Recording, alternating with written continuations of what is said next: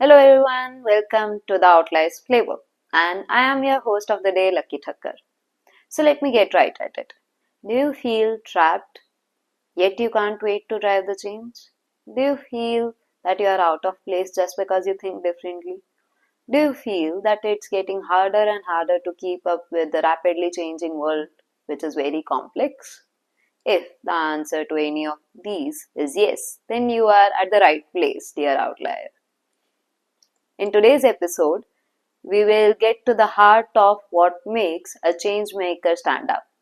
We will be covering everything starting from finding your strengths to revolutionizing traditional models. So let's get ready to rethink growth with our very special guest of the day, Niyam Chhaya. A poet, a passionate debater, and a TEDx speaker, Niyam isn't your average leader. In his own words, he is the chief problem child, and in reality, he is the VP of Design Thinking and co founder of Orbrick Consulting. At Orbrick, Niyam and his team not only deliver cutting edge solutions that help businesses grow smarter, but are also pushing boundaries with AI augmented transformations. With that being said, I would also like you to note that with his unconventional thought process, Niyam has been able to change the crisis into valuable opportunities. Without further ado, let's dive right into the podcast. I understand that you have been mentor to many. So, can you please shed some light on how can one find his or her or their own strength? So, I think the mentor to many thing is relative. So I've also had a lot more mentors than there are people I have tried to mentor.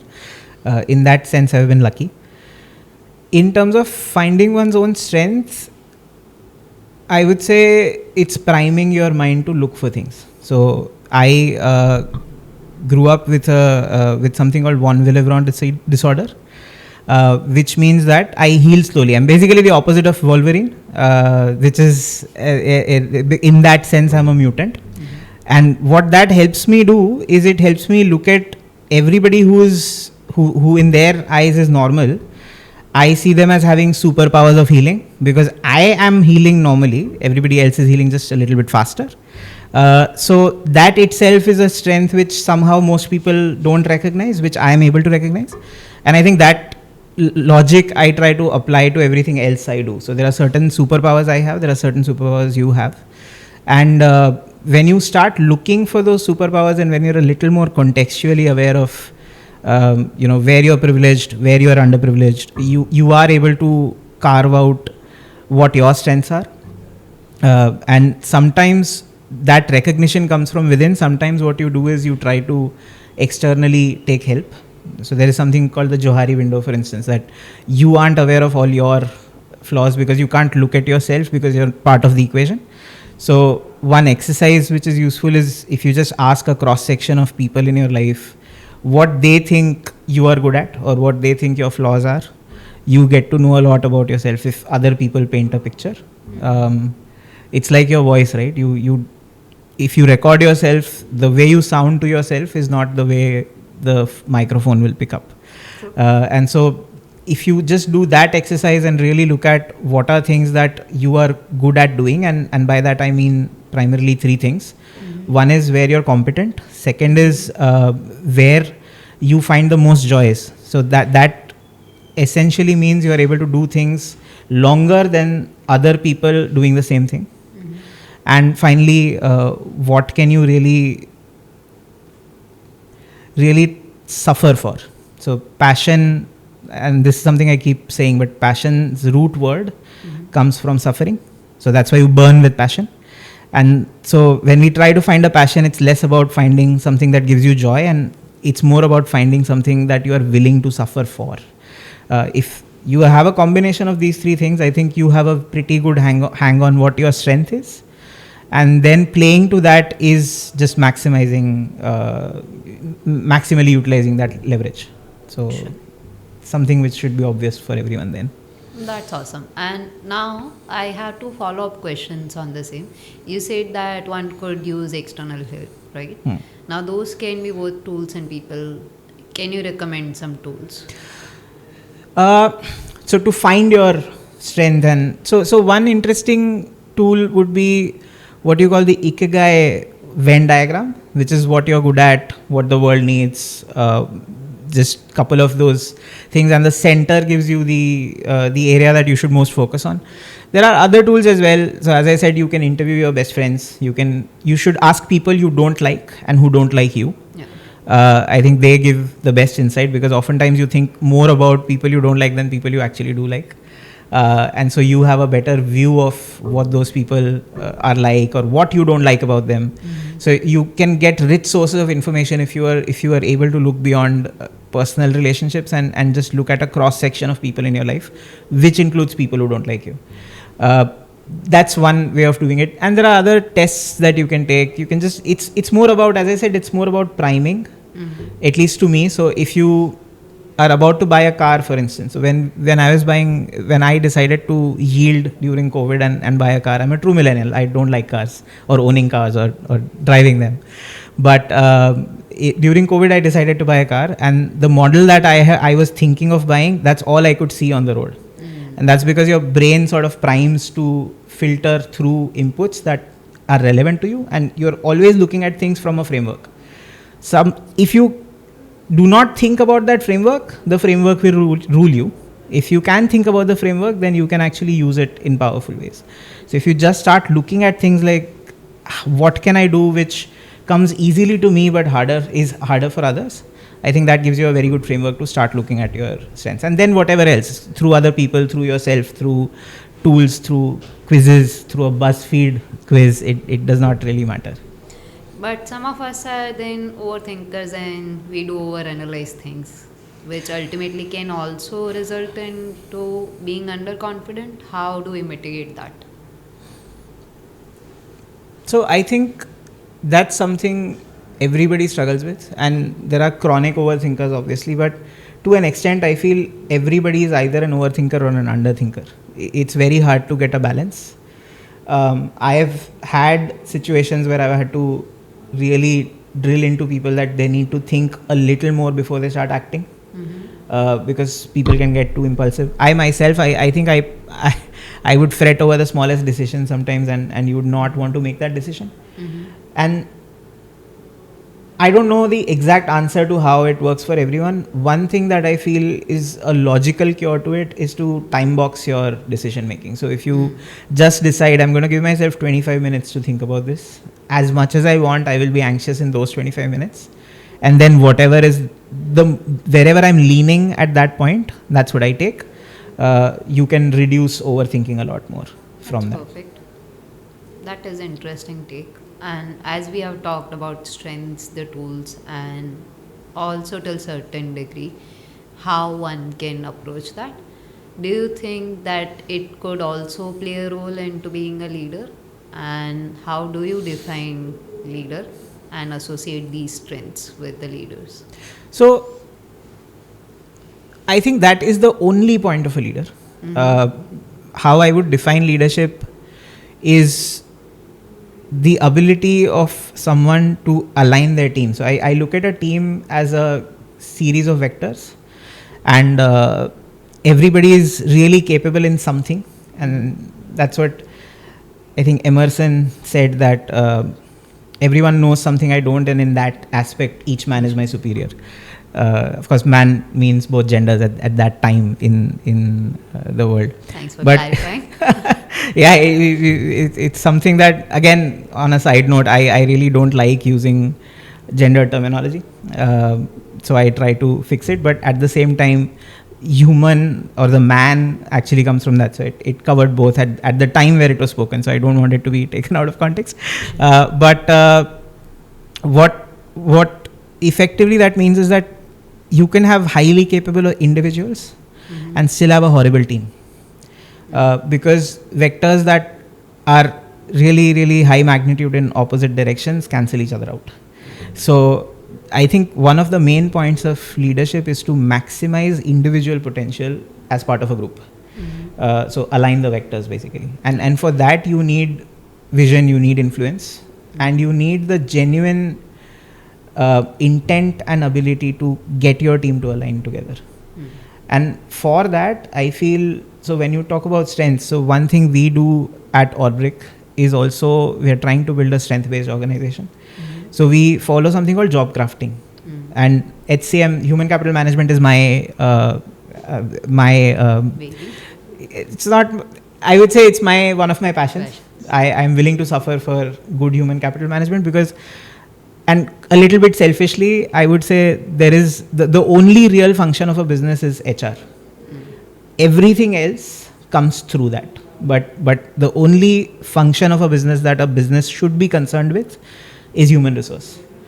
Just like Peter Drucker used to say that there are only two investments or two main functions of a business, marketing and innovation. Everything else is an expense.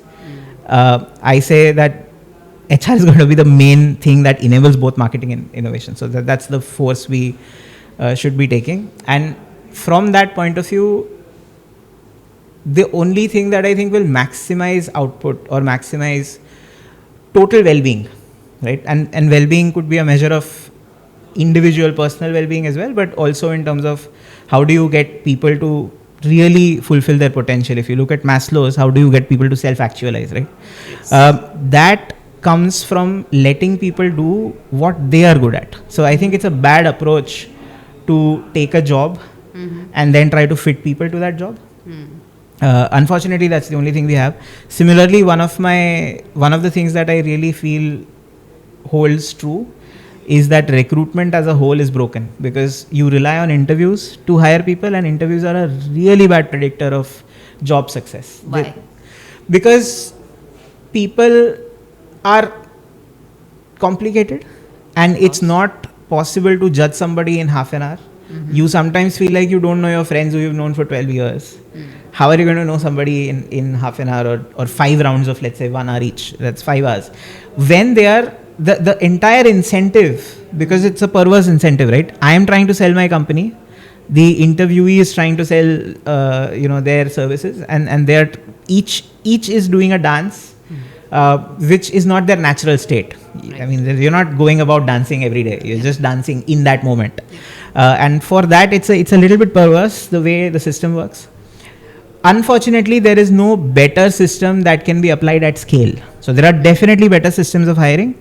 There are better ways to get the right people in your team.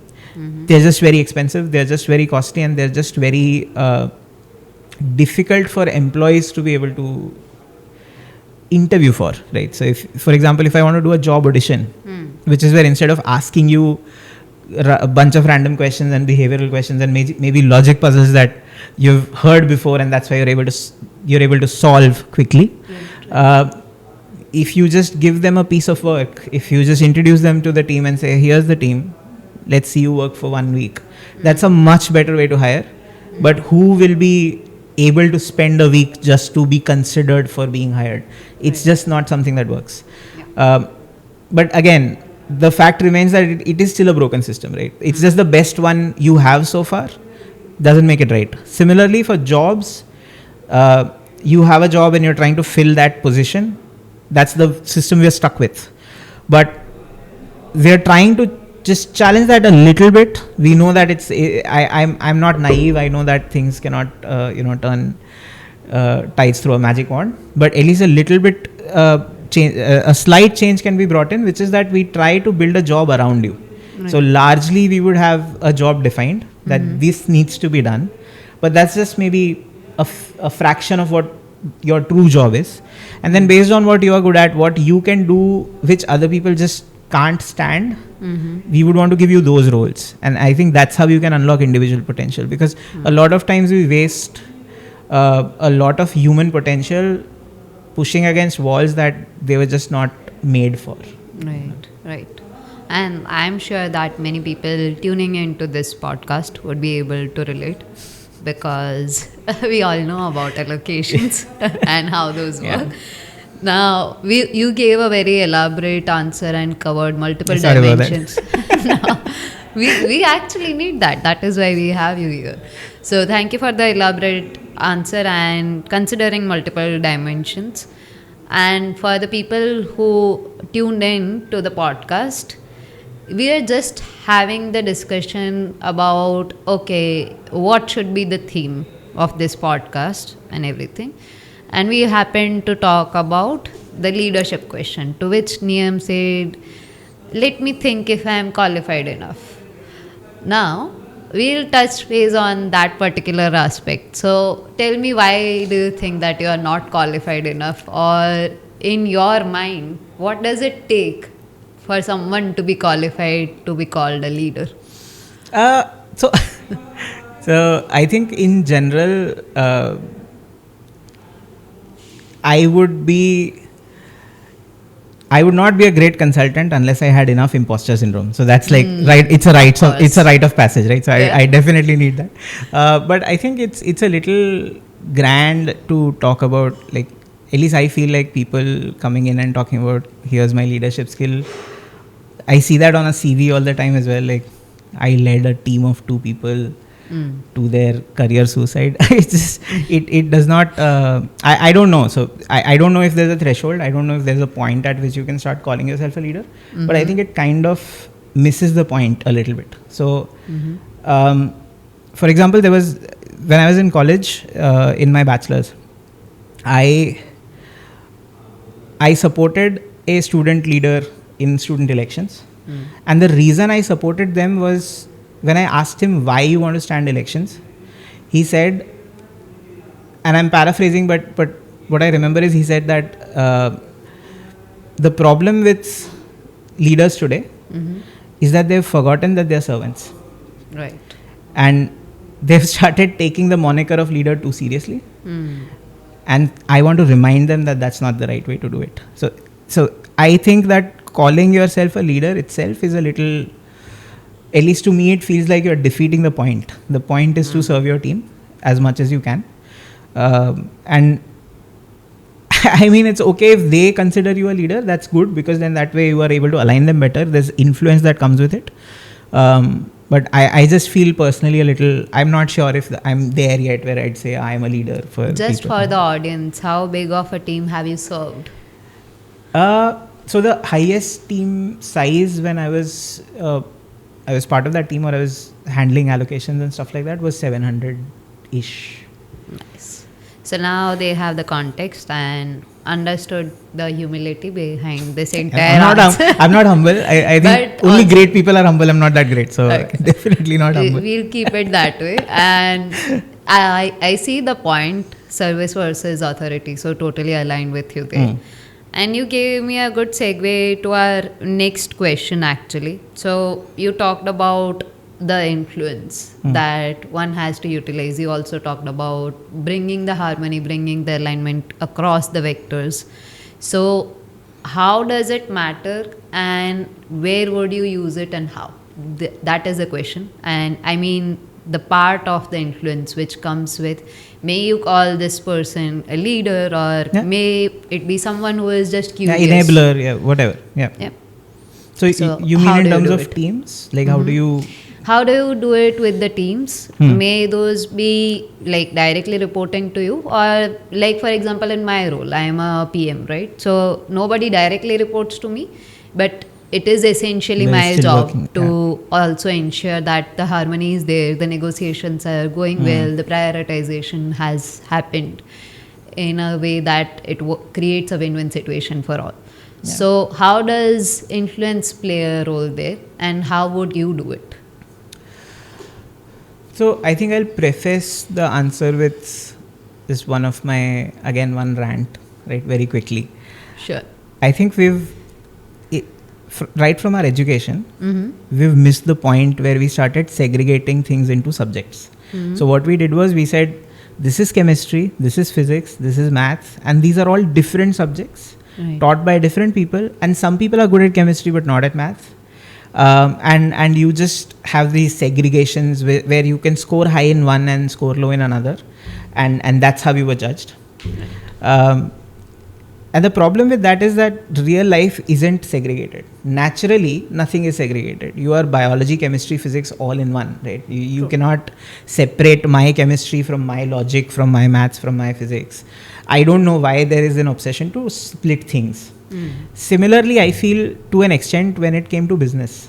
to optimize things and to run things more efficiently, you try to do some sort of division of labor, you try to do some sort of segregation of responsibilities in some way. And we created these two imaginary blocks called individual contributor and manager. And we started taking they were initially made just to make things simpler and kind of describe the kind of people you wanted to move or the kind of roles you wanted to give. And I think, again, that moniker is stuck and you've started making real life decisions based on these two, so to say, paths in your life. And so individual contributors, I somehow feel that they just want to individually contribute, and there is no, as if you're a complete black box and no other variable, you're a complete independent variable. There's nothing else that will really influence you or you will influence. True. And managers, I feel, more and more have started feeling, I'm not going to do this job because that's not my job. My job is to handle people who do that job. And both of these are really dangerous thoughts, I feel.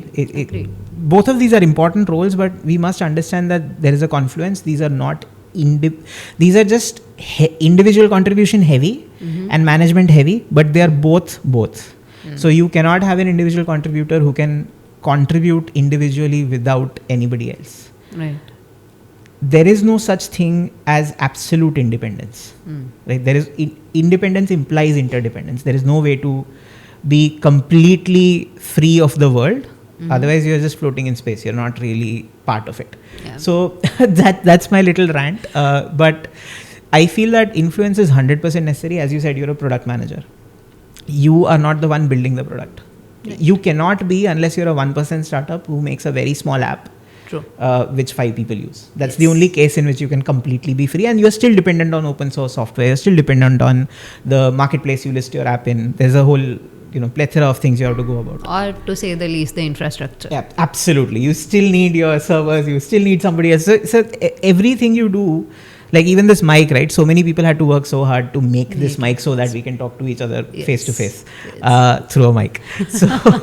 So with that, I think with individual contributors as well, you would need real influence to make things happen.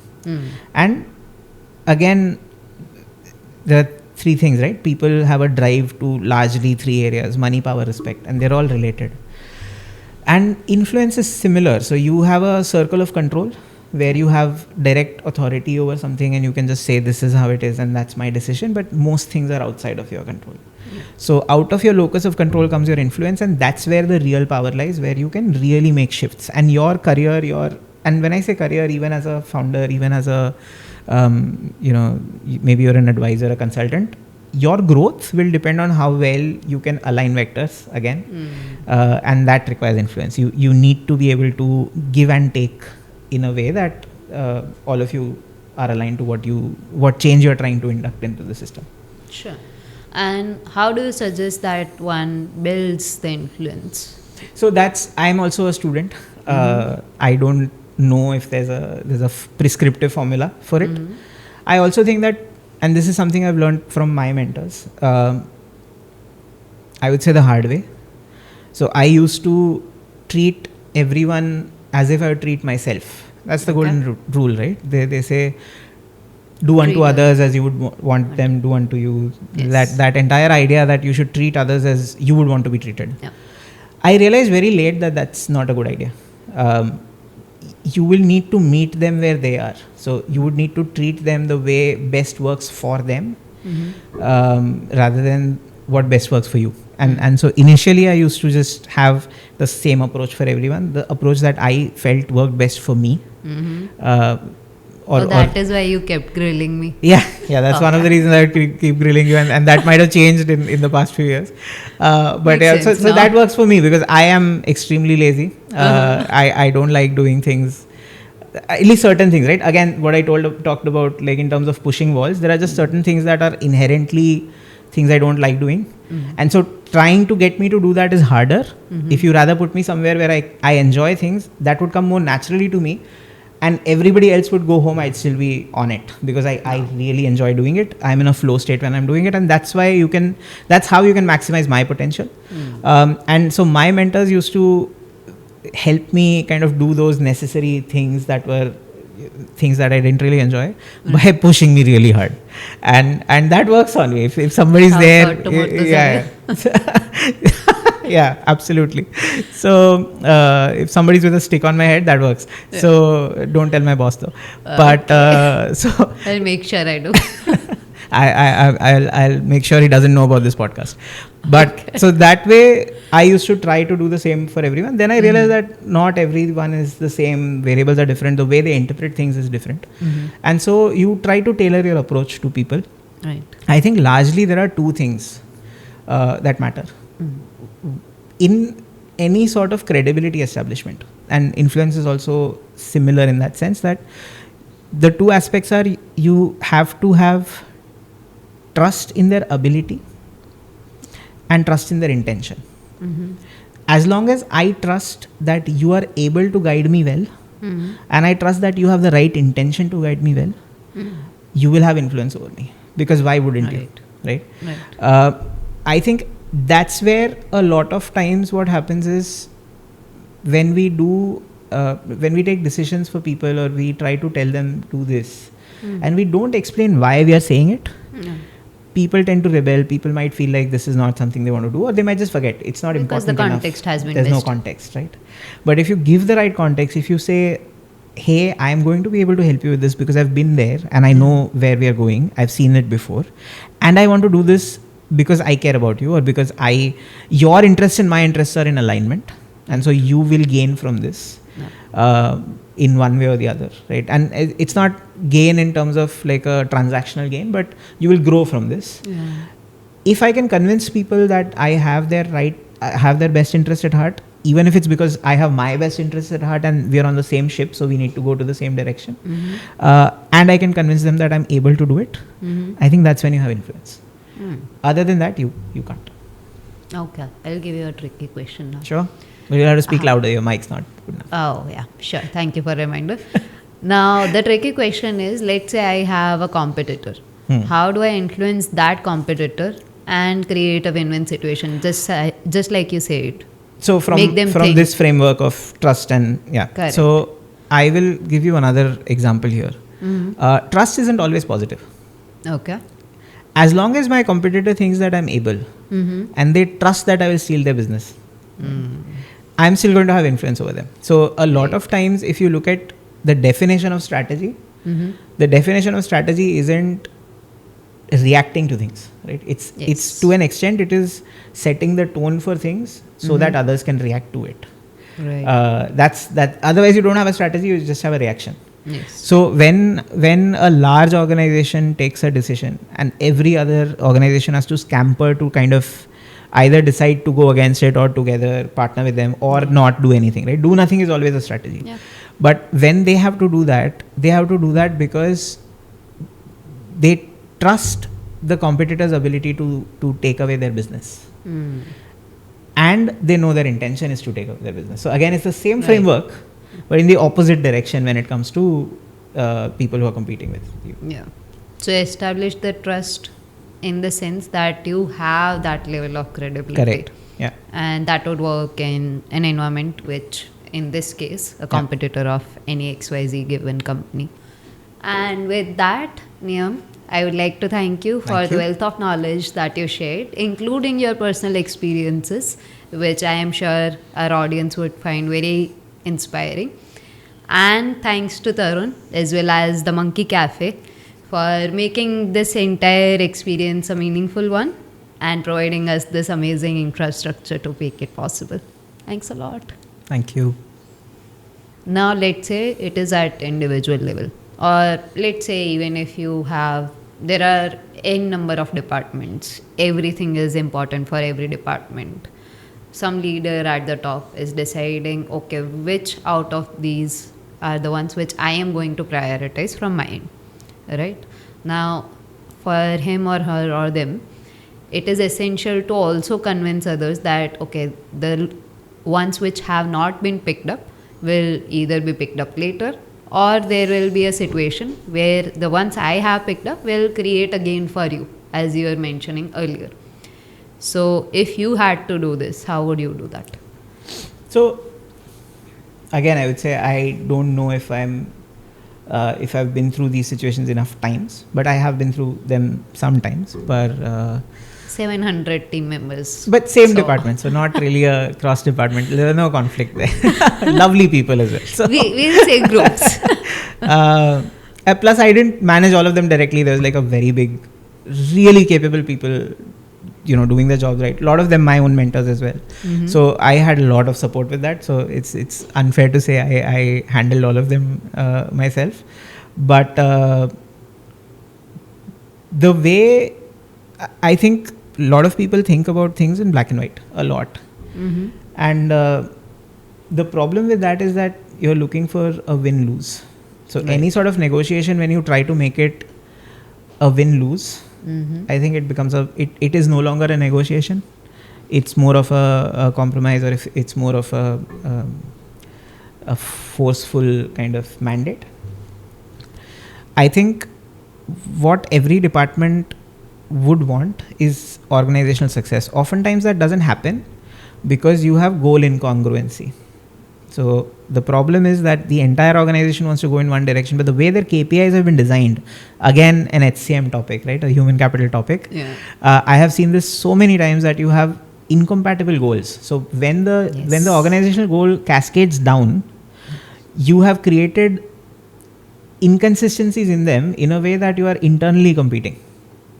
Right. And your vectors are again in the wrong direction, so you destroy a lot of value when you do that. The idea has to be to create a win-win. So it's not about do this now and then I'll give you something later. That'll never work, right? It's not a sustainable solution as well. Who's going to remember all the hundreds of promises you would have to make? True. It has to be that everyone understands that this is what the organization needs. In fact, one of my previous managers, who's fantastic leader, I can call him that, right? So I had an interpersonal issue with someone else, Okay. and we did not agree on anything. So me and that person, we barely agreed on, I don't know, the right color to get the wall painted. We would not agree. Right. And I think the way he solved that conflict was something which, this is a lot of long time ago. Mhm. He said that you treat the organization as if you own it. Mm. He treats the organization as if he owns it. Right. And so both of you are owners. Mm. And so both of you want what is right. Right. You just have different paths to get there. Yes. So then why would you ever have a conflict? Mm. You might have a disagreement, Right. but there's no conflict because both of us agree that we want to, Ultimate goal is the we same. want to get somewhere, and we just disagree on how to get there. So we will have disagreements, and that's healthy, and I encourage debates. In fact, any organization that does not encourage debates, I would not want to work there. It's just not the right place to be in. And it's not really an organization. It's more of you're using your people as a compiler, and you're just giving code and Chain getting of it command. executed. There's a chain of command. It's a one-way street. You're not really getting any improvements there. But I think once you wrap your head around that idea that people you can disagree with and still have the same kind of final outcome, Yep. these conflicts go away to a large extent. So as long as you are transparent in your communication, you're able to convince people that this is the direction we are going in, and this is the plan we've put in place for that. I don't think departments would have such a big problem. As long as you can show them that this is not politics, this is not going to harm people individually. Right. I think most changes I feel a lot of these fears that come from a boardroom are deeply psychological and deeply judgmental of people. But if you give people a chance, they will show that if you remove the basic unnecessary fears and psychological trauma, if you create some psychological safety, you would be surprised at how willing people are to go the extra mile to kind of make sure that everybody succeeds together. So at least I am a big believer that you can resolve a lot of these conflicts just if you give the right context to people and of why you're doing something. That's awesome. And that brings me to the last question of this podcast. We talked about strengths, we talked about how can we bring alignment in different sorts and different forms. We also talked about influence and how to leverage it. So if we combine all of this, how would you see, let's say, may it be for a fresher or may it be for a senior or mid-senior level professional. Hmm. How do you see all of these coming together and contributing to growth? So you mean what actions should I take as a Yes. as a person up the career ladder? Yeah. I think again, if there's a single takeaway, what I have learned is to build trust in your intentions and trust in your ability.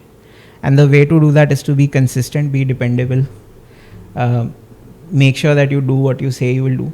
Because oftentimes what happens is your to-do list, you think of it as a task in your note, and sometimes you forget and it's not a big deal. I would really encourage people to think of them as promises. And so if you've promised me something and you don't do it, it just feels different, right? If you say I missed a to-do item versus I broke a promise, I think the psychology changes and you realize that that's what you did. Yes. It's you made a promise that you would give me something by, let's say, Tuesday, and then you didn't. And so you broke a promise. If you start thinking like that, because a promise has both those things, right? It has intention, it has ability. So then you will stop over promising, and ideally you would under promise and over deliver. So I think that's the one change I'd say. If you start making in the way you look at things, you prime your brain to think of it that way, a lot of things will come into place on their own, which would ultimately increase the which trust. would and you hence grow faster. your circle of influence as well. Because the more people trust you, your circle of influence will also Absolutely. increase. And influence is subtle, right? So just like you said, your circle of influence grows. I think a lot of my whatever career success I got was because I always had, in every meeting, in every closed meeting room where I did not have access, I had someone who was there to bat for me.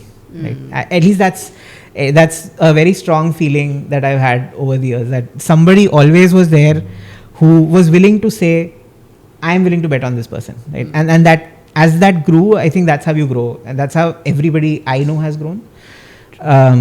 Even with people in my team who started off pretty modestly, and then they reached like unbelievable. They've surpassed me, right? A lot of people from my team have surpassed me, and I cannot be prouder than I am, right? So show your eyes to the camera so they can see the spark. I have sparkly eyes. It's AI. It's the AI symbol there. But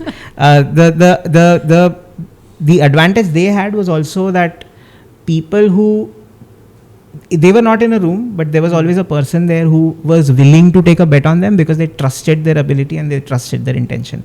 True. I think that one thing will be the biggest driver of success anywhere in the world, which is where I think it's a little bit incompatible as well, because if you look at HR trends, the average time you stay in a job is getting shorter and shorter. So people optimize to jump every 3 months, 6 months later, the time is getting shorter.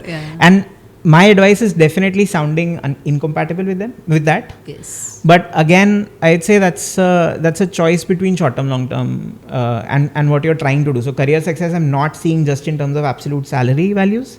True. I'm looking at it more in terms of whether you really enjoy Mondays. That would be my main criteria, because that includes do you have enough money to not worry about money? And also, if you really like Mondays and you look forward to Mondays, do you have a purpose in your life or not? That's as it goes with the name Outliers Playbook. So we don't have Monday blues. We like Mondays. That's fantastic. And with that, thank you so much for being our guest today, and thanks for all the meaningful information that you have shared, alongside the wisdom, of course. Thank you. Thank you. Thanks a lot for having me. Good talking to you again. Same here.